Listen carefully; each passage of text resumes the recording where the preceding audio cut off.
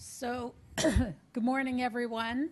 We're going to start off this seminar series with the brain, and in particular with something a bit less clinical, but I promise you this afternoon we will review a very clinical and important topic, neonatal stroke. This morning I would like to introduce you to some of the mechanisms that we think of that create injury in the newborn brain. And I think I don't have to convince anybody who takes care of newborns. How many neonatologists are there here today? Mostly, great. So I'm preaching to the choir. I don't have to tell anybody that the immature brain is very different from the adult brain. And while there are many similarities in the injury mechanisms of the newborn brain that we will go through, really there are tremendous differences that really make it so critically important that we understand, especially how the newborn brain repairs itself, and the fact that the newborn brain has a tremendously long time window for repair. This will become increasingly important as we develop additional therapies to hypothermia for treatment of newborn brain injury, and I hope to illustrate this point to you during this talk. So much is going on during the period of development where we take care of these babies in the nursery. On the left-hand side, let me see if there's a pointer.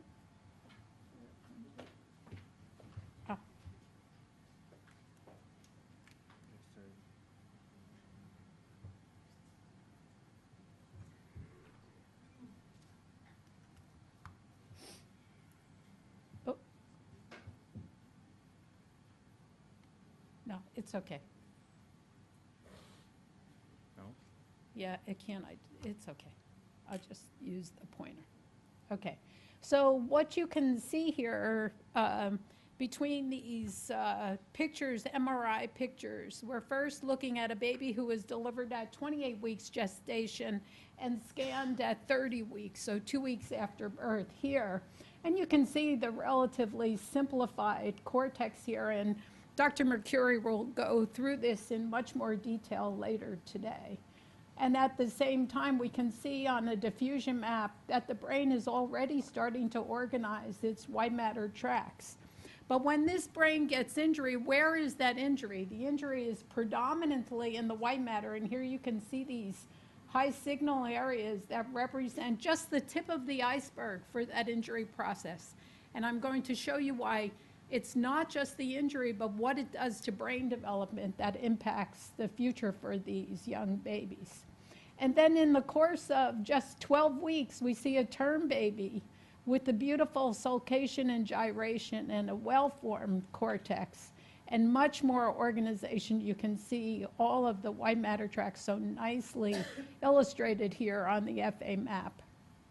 But this baby, when this baby receives an insult of hypoxia ischemia, is not experiencing the white matter injury, but rather gray matter injury. So the injury is predominantly in the highly metabolic, deep gray nuclei when this injury is severe, and with some cortical injury as well. And we'll go through some of the reasons why we think these differences occur. One of the biggest reasons is that the cells of the central nervous system are developing at different periods of time during development, and because of that developmental process, there are unique vulnerabilities. And we'll focus first on the oligodendrocytes that give rise to the cells that will create myelin to protect the nerve fibers in the brain.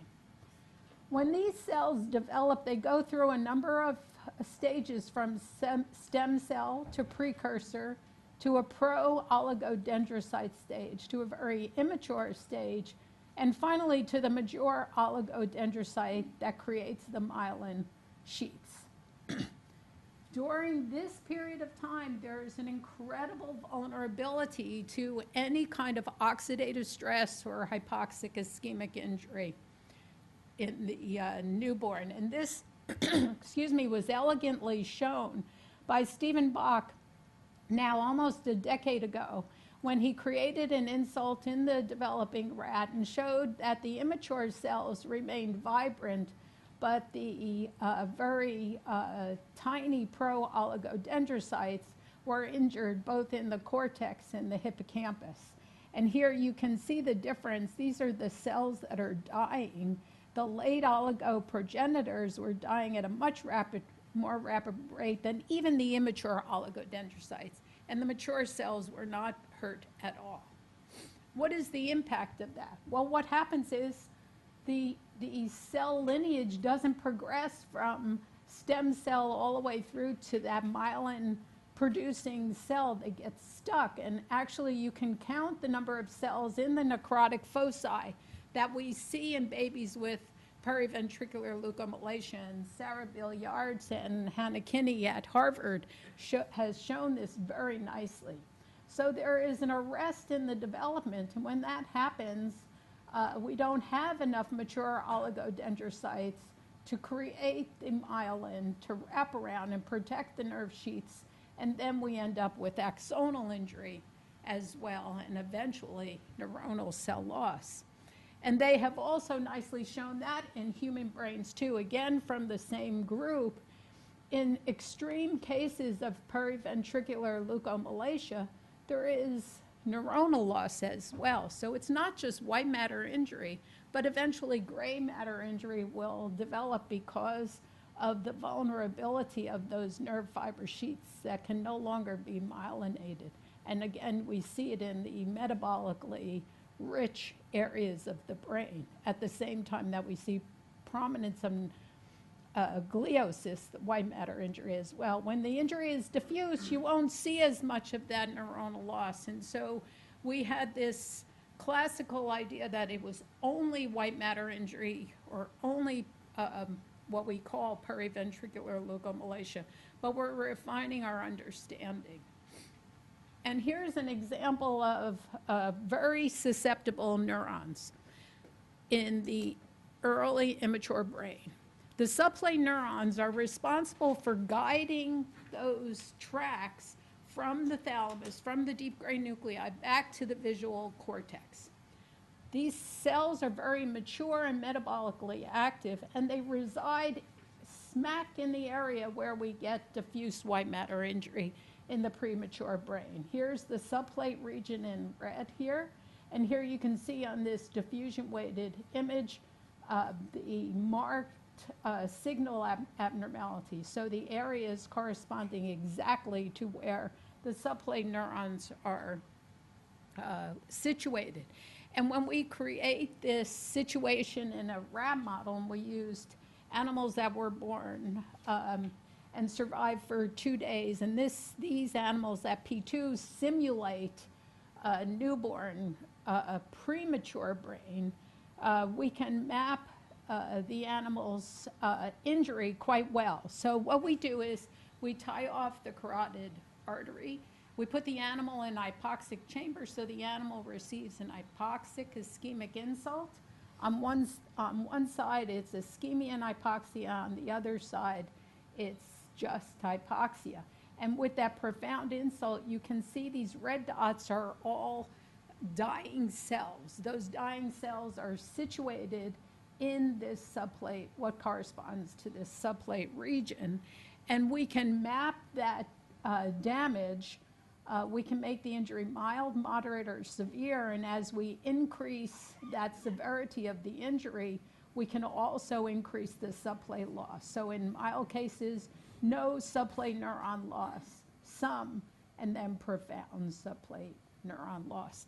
And maybe this is what is accounting for some of the visual impairment that we see in these very premature babies, because their cortex looks fine, but yet these thalamocortical projections have not been completed and may account for some of this. And again, Dr. Mercuri will tell us about visual function in these babies later. This contrasts completely with the term baby who has had hypoxic ischemic insult. And we can look at this baby's brain on diffusion 16 hours following birth asphyxia. This is a baby who was large for gestational age, had prolonged labor, very bad APGAR scores, and you can see in both the thalamus and parts of the basal ganglia this signal abnormality. At 16 hours, this brain is experiencing extreme oxidative stress, and that is shown here with this elevation in lactate on MR spectroscopy. But at the same time, the NAA, which is a marker of neuronal integrity, seems to be intact. Okay, so that's 16 hours after the insult. We have, again, a huge time window to respond to this insult. However, when we look 2 weeks later after that insult, we see now quite extensive damage in that basal ganglia that hasn't had any interruption of that process. And at the same time, even though there's minimal oxidative stress still occurring 2 weeks later, we now see the diminution or the lessening of the NAA peak. So we know we're now losing neurons in that area. But that's over a 2-week period of time. That's a long time. That gives us a chance to think about what should we be doing for these babies during that time. Stephen Miller nicely showed that in babies born at term but born early at term, say at 36 weeks, might be having some white matter injury as well, so we should look carefully for these white matter signal abnormalities when we scan them. And this really shows you that this is a continuum of a process that starts out in the very premature baby at 30 weeks with complete white matter injury and goes to gray matter injury in the term baby, and that the very young term or late preterm baby might have a mixture of both. And certainly these babies who had the white matter injury in this cohort of term babies were those that were born at or near 36 weeks. Those born 39 weeks or greater, none of them had this signal abnormality. So what is happening in this deep gray area? Well, there are these absolutely beautiful interneurons in the basal ganglia that are rich in substances that allow for long-term potentiation and synapses to occur, but also supply an enzyme, neuronal nitric oxide synthase, that could potentially set the brain up for damage. We know that excitotoxicity is caused when the presynaptic neuron releases glutamate into the cleft and signals to the NMDA receptor, the major receptor for this response. When that occurs, postsynaptic density proteins recruited to this receptor are coupled with the neuronal nitric oxide synthase enzyme. The elaboration of that, the turning on of that enzyme, if you will, elaborates nitric oxide. Now, nitric oxide may be good for the lungs, and you'll hear a lot about that tomorrow, but it's not so good when it is released in an oxidatively stressed brain. Why is that? Because nitric oxide could then combine with other free radicals like superoxide to form an additional free radical, peroxynitrite, which will go on and kill neighboring cells. Normally, in low oxidative stress environments, it does what it's supposed to do, which is to signal to neighboring neurons to release necessary neurotransmitters to allow neuropotentiation.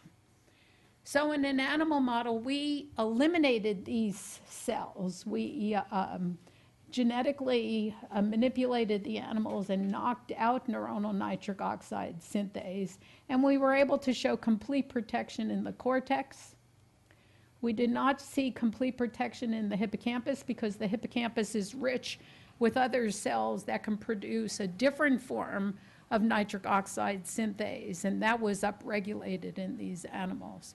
But when we eliminated these cells pharmacologically with a compound called quisqualate, we also were able to see protection. So that told us that there is some coupling of excitotoxicity to oxidative stress to cause brain damage in these babies. And this process, as I said before, although it's initiated hours after the injury, goes on to create a number of processes that continue for days, if not weeks, to create cell death. And we don't see repair happening until the later stages of that injury. Why do we see so much excitotoxicity as a response in the baby as opposed to the adult brain? That's because there is an elaboration of neuronal receptors that are very dependent upon the age.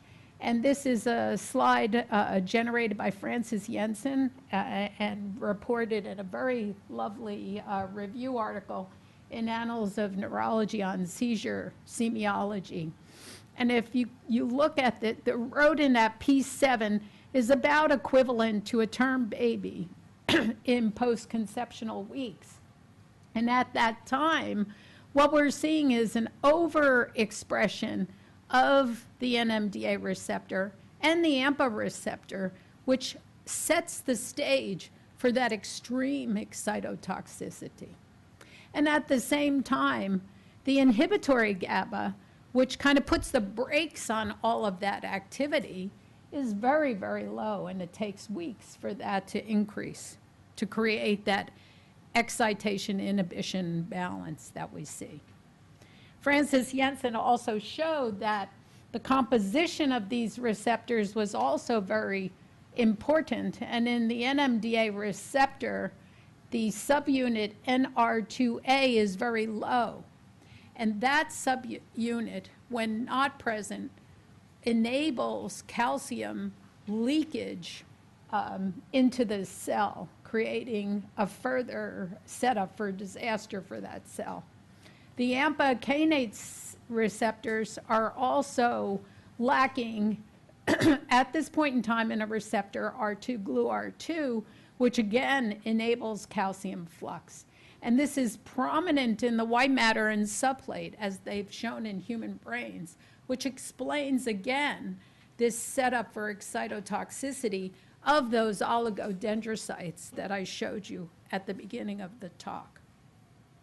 There are many other activities occurring, and I'm only giving you the highlights that we think are important where we might be able to impact in the brain.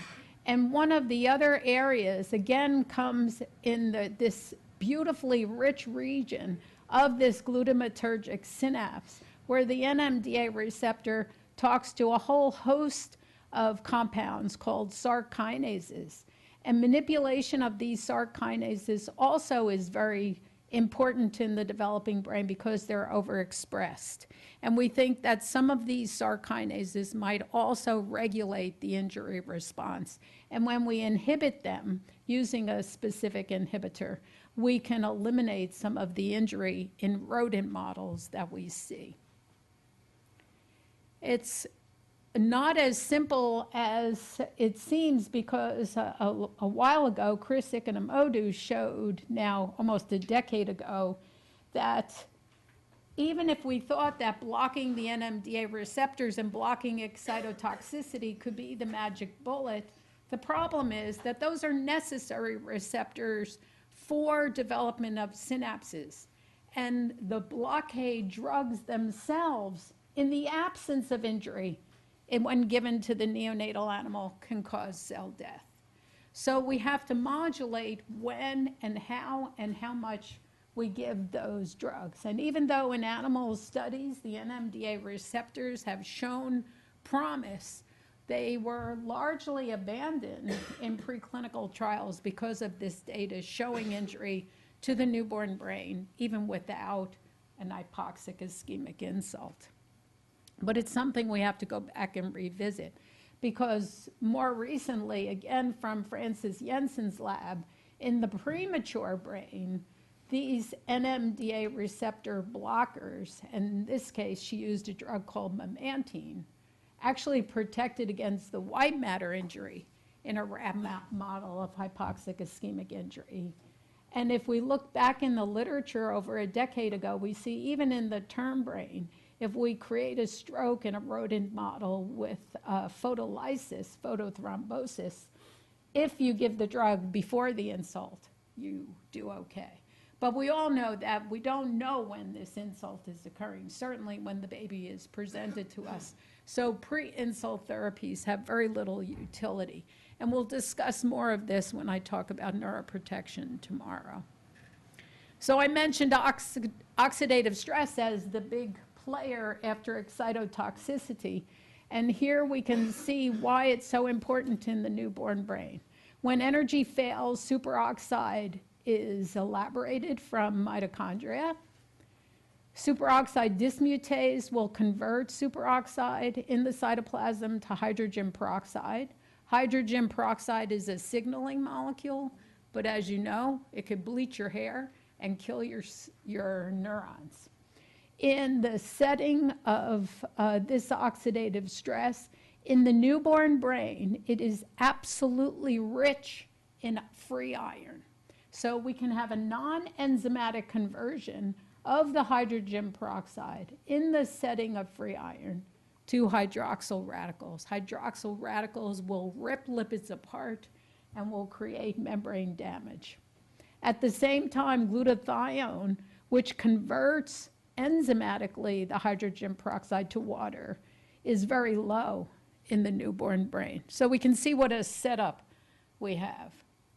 And Rebecca Folkerth, again from the Harvard facility, using human brains, showed that all of those enzymes that could potentially protect the human newborn are very low at birth and takes a long time to get to adult levels.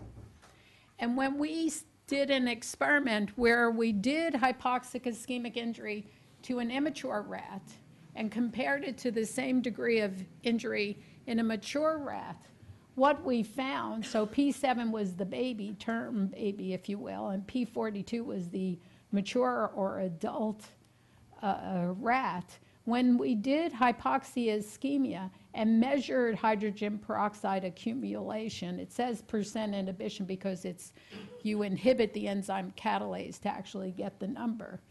We saw that there was marked hydrogen peroxide accumulation that occurred over 5 days, whereas in the adult brain, it dropped precipitously and stayed low for a long period of time, both in the cortex and in the hippocampus, regions that were exclusively damaged in this model. So again, it gets back to that time window issue. We're having hydrogen peroxide accumulation. We're having continued oxidative stress. We can measure it in the brain on spectroscopy in these babies, and we're just watching it happen.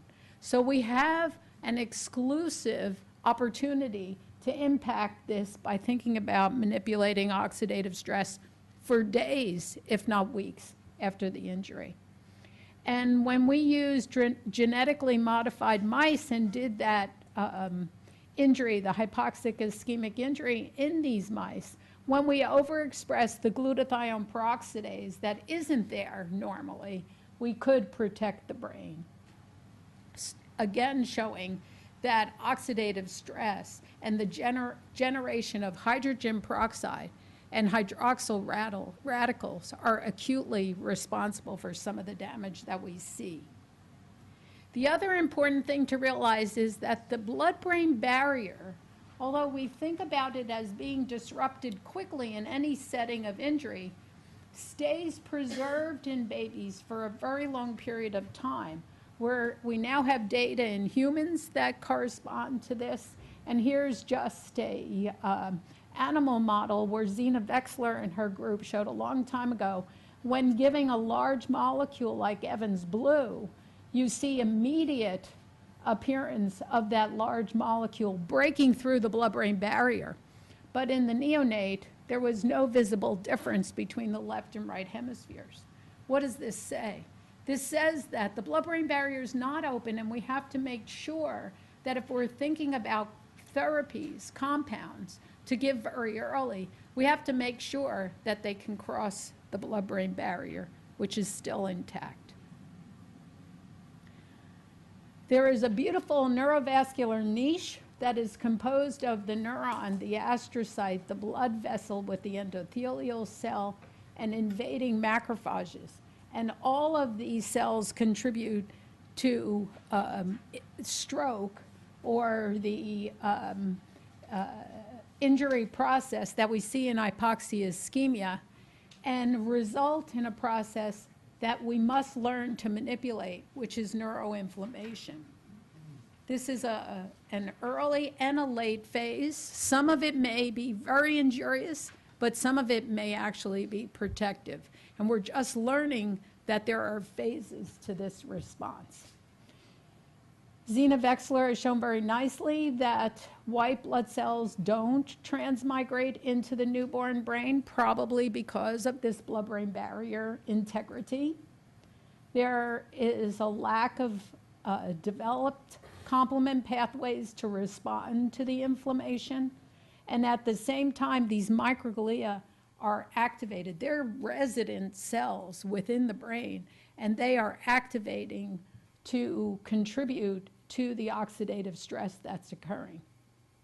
There are differences in the expression of many adhesion molecules, cytokines, and chemokines as well, which all set up the newborn brain for injury.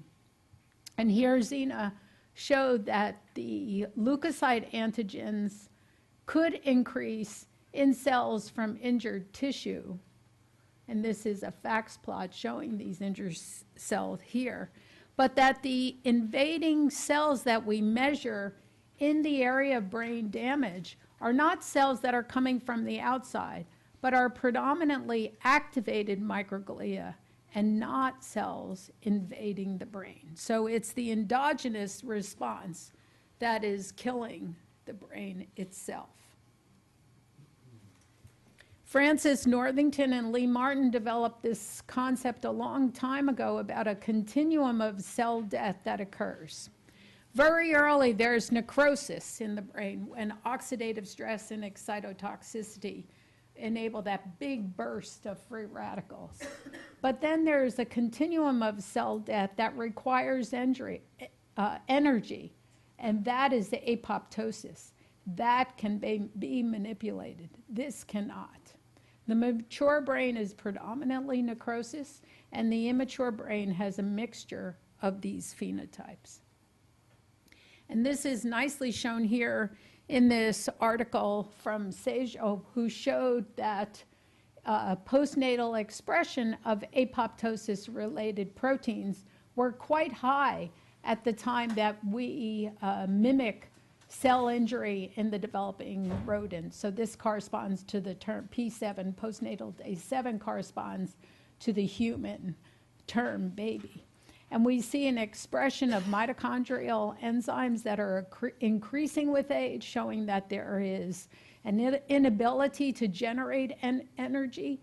And at the same time, there's a marked overexpression of the apoptotic proteins, especially caspase-3, in the very young babies.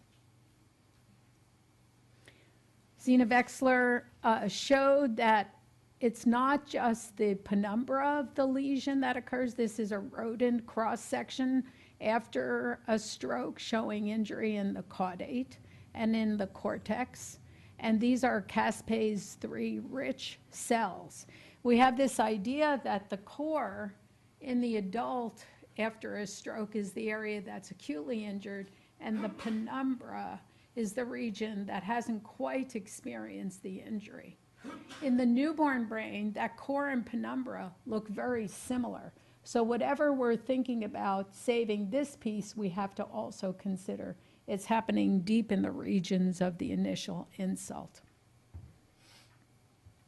These apoptotic signaling cascades are quite complex, but I want to just bring your attention to this area here where the caspases interact with these death complexes. There is an inhibitory protein called FLIP and an excitatory protein called FAS that regulate cell death in this region to elaborate caspase-3. And when we look at the neonatal brain, we can see this is data from Francis Northington, published a number of years ago. And we can see that this injury is occurring, as I said, over a long period of time. The caspase activation is occurring over a long period of time, up to 24 hours at its peak. And if we knock out that stimulatory component of the death receptor complex, we can reduce cell death in each of the regions that are involved. And if we knock out that, we can actually see very nice protection. So this is what remains of the cortex and thalamus in a wild-type animal. But in a FAST deficient animal, there is actually total preservation of the cortex, some hippocampal damage, and preservation in the thalamus. And this is related to the number of apoptotic cells that we see. Oops. Okay, that didn't work. This was going to show you the link between the oxidative stress and those pathways, but we will skip that. Oh, it is here. Sorry. So in the mature brain, the superoxide dismutase overexpression protects the brain.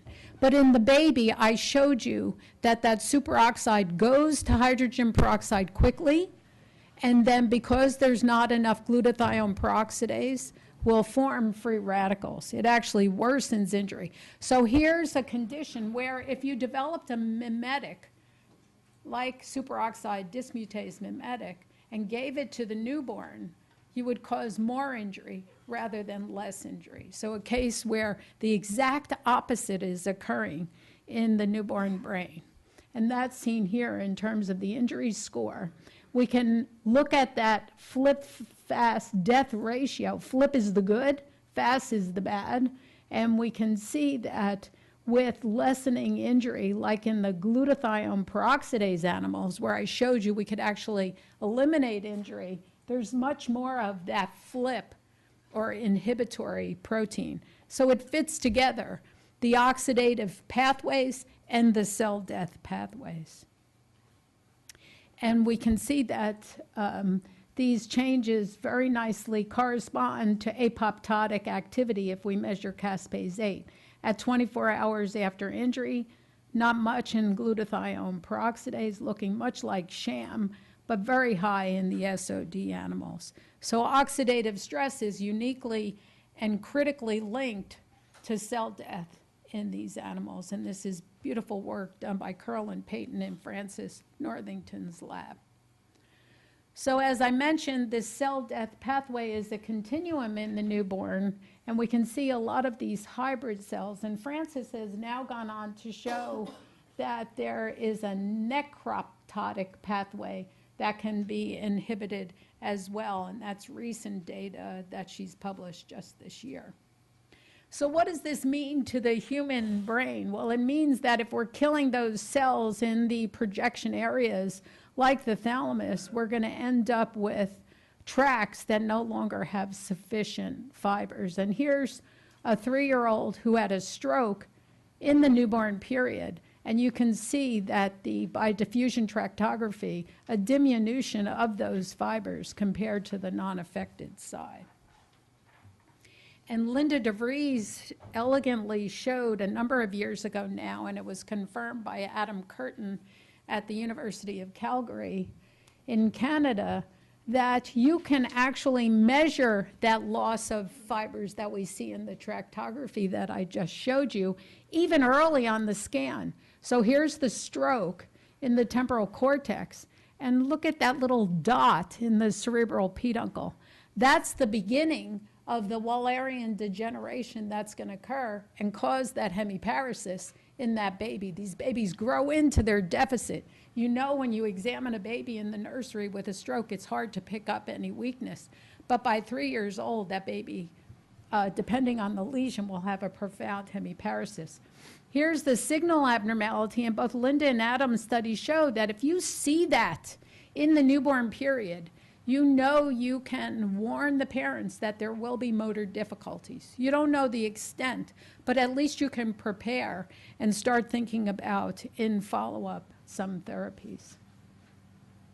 And this is data that Francis Northington again showed in the thalamus, that there's delayed selective death that's occurring weeks after the injury. And again, and you'll be sick of me saying this by the end of the talk, over and over again, we're dealing with a delayed time window to manipulate cell death. Zena Vexler, and we showed that you can monitor this injury, and we used a stroke model where we insert a suture into the common carotid, a siliconized suture, place it at the bifurcation of the middle cerebral artery for a period of time, usually an hour, take a picture with MRI, show the lesion, then pull the suture out.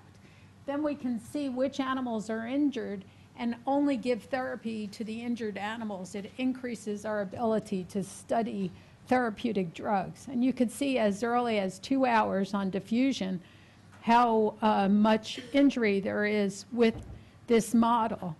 And 7 days after the injury, we're seeing this is diffusion restriction. This is increased diffusion because now there's just a hole where this cell swelling occurred, and you could see it on this T2 weighted image, and it corresponds very nicely with the area that we can measure on pathology.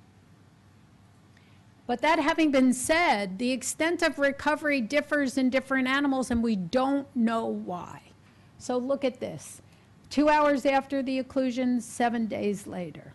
So here we have lots of injury if we look at the volume of MRI changes early after the injury, but some of them actually completely disappear and get better.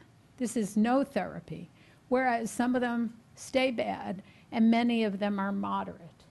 Trying to understand why individuals respond in different ways will enable us to treat. And that's why when we do things like hypothermia, we try to aim for moderate to moderate severe and not treat the mild, because even though they may look depressed at birth, they may not be 3 days later.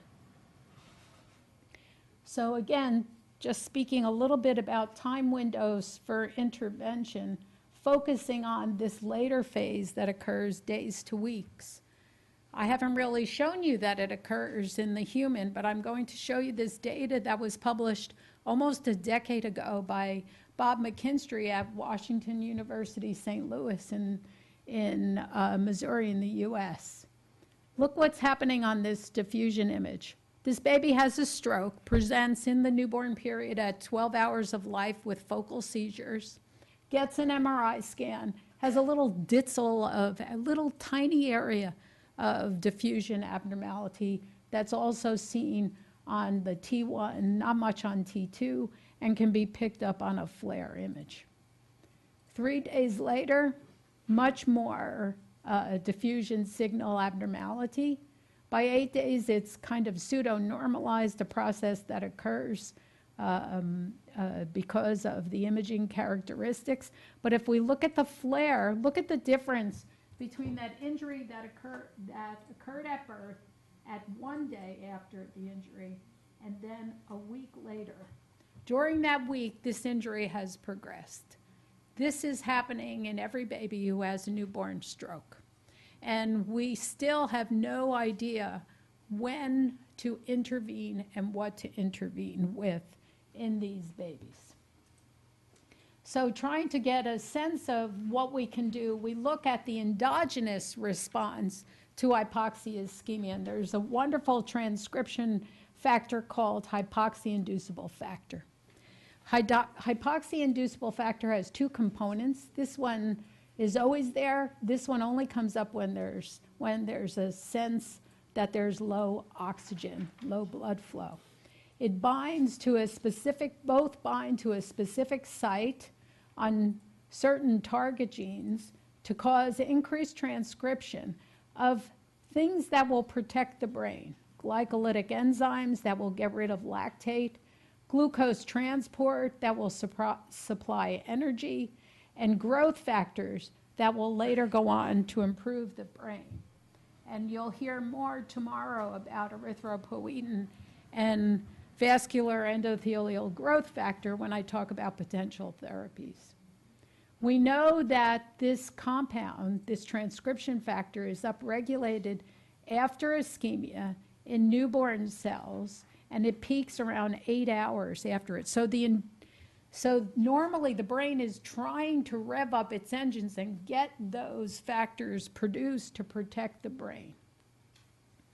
We can use desferoxamine, which will get rid of some of that iron, which will lessen the hydroxyl radicals, but it has another beneficial effect. It stabilizes hypoxia-inducible factor. And if we give desferoxamine, this is after a stroke in a rodent animal, we can actually protect the brain. And when we do that, we see an upregulation and stabilization of this factor that will normally disappear after about 8 hours. And we can see it upregulated in the desferoxamine stabilized animals as long as a day after. That means we can keep regulating transport, energy, oxidative stress for a much longer period of time to try to protect the brain. If we block this compound, this is in tissue culture, work done by Shannon Hamrick a number of years ago in the lab, we will actually end up with, this is oxygen glucose deprivation, which kills neurons by LDH release. The more LDH release you have, the more dead cells. If you give desferoxamine, you can block that cell death. If you block HIF, even if you give desferoxamine, it no longer works. So the desferoxamine effect is probably affecting more HIF than it is affecting the generation of hydroxyl radicals in this situation. So has a double importance, if you will. We also know that the growth factors are important for injury evolution as well. And this is work done by Janet Shimataki when she was in our lab. If we inhibit VEGF after the injury with this compound, SU5416, we will actually increase the injury that we see. And here is the stroke animal. Here is the animal inhibited, the VEGF inhibition, much worse injury. This corresponds to an increase in expression of the VEGF. It's trying to compensate by creating more, by expressing more VEGF and VEGF receptor, but to no avail. There was a very interesting paper that just came out last month that I wanted to tell people about because it gives us thoughts about therapeutic protection, and maybe we're actually doing this in the nursery every time we take blood pressure on our little babies. This is called ischemic postconditioning. It's caused, you do this by creating limb ischemia. So they tie a tourniquet around the limb of the animal, pump it up, make the limb ischemic a few times over a period of days, and then look to see what happens if they create hypoxia ischemia. What they showed was when they did this maneuver, they could actually protect the brain. And they gave a number of inhibitors to see what might be mediating this response. And they found out that naloxone, which inhibits morphine, and wortmannin, which inhibits the PI3 kinases, actually got rid of that post-conditioning infarct limiting effect. So morphine given immediately after the hypoxia decreased the infarct volume, and limb ischemic post-conditioning recovered some of this kinase activity and decreased markers of cell death. So this may be something non-invasive and simple that we might be able to do. No one has yet tried this in human newborns, but there are adult studies looking at limb ischemia to protect the brain after a stroke. So stay tuned. I just wanted to show you this because I think it's a very clever way. This process is probably modulated by the same processes that modulate endogenous repair, the hypoxia-inducible factors. And finally, I just wanted to tell you a little bit about repair in the newborn brain. We've shown that after a stroke in the adult, that we can watch cells migrate out of the subventricular zone. This is the area lining the ventricles in the brain. This is where all our stem cells come from, along that ependema.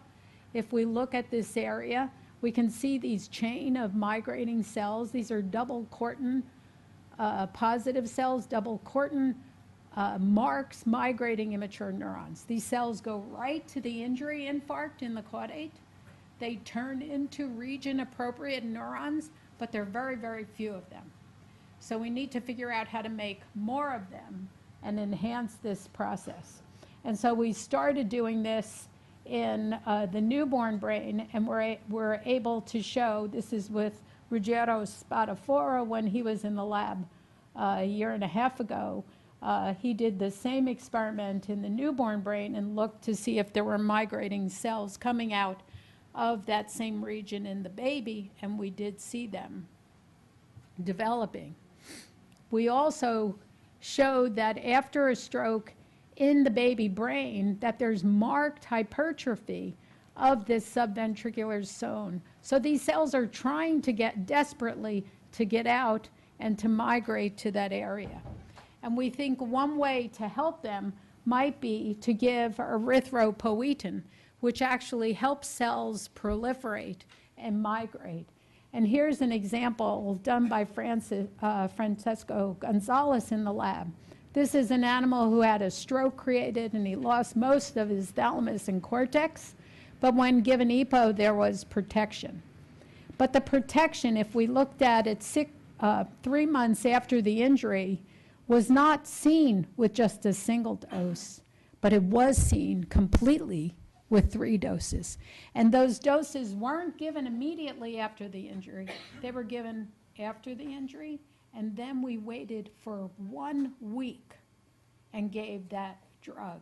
And when we gave that drug 1 week after the injury, that's when we saw this complete protection.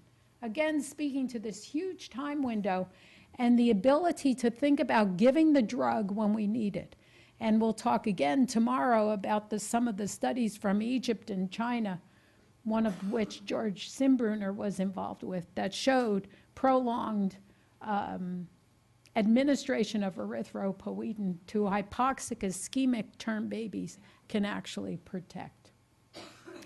And so we know by experiments that we can increase the ability of these cells in vivo with EPO. This is in a stroke model. We can make new neurons, and that was work done by Francesco. And we can also do this in a dish, in a tissue culture hippocampal slice model, where we can, even in the setting of normoxia, EPO will increase the number of newborn cells here marked by an immature marker. And when there's hypoxia, very robust response, which is actually blocked if we give a receptor antagonist. So, in summary, I think that we know there's mechanisms out there for treating our babies, but hypothermia is given quickly, right? We rush to give it. It has to be given within 6 hours, and we terminate the hypothermia at 72 hours. This may be helping with the energy failure, but it's doing nothing for later stages of inflammation, and it is doing nothing for repair. So possibly if we channel our energies into thinking about growth factors to block cell death, to create newborn cells, but we still need to know when to give it. And probably we need to give these drugs for long periods of time. Antioxidants may restore the balance, but they may even do more than that. They may really, in addition to inhibiting oxidative stress, actually set a better environment for endogenous repair. Anti-inflammatory drugs may not just be related to the inflammation process itself, but may actually interfere with other processes like development of synapses. And I haven't shown you any of that data, but there's much data about anti-inflammation and whether it affects stem cell production in the newborn brain. So we have to, again, think about if we want to give these drugs, when, so that we're targeting the right, the correct time period. And of course, we're all thinking about cell-based therapies. And tomorrow I'll talk a little bit about a cord blood study that's being run out of Duke University and rebirthing cells that may protect the brain. This is uncharted territory, but there is much to be learned from the preclinical studies that are going on, and I'll discuss them in detail tomorrow. So I thank you for your attention. I know this was more basic and less clinical, but on to clinical information now. Thank you very much.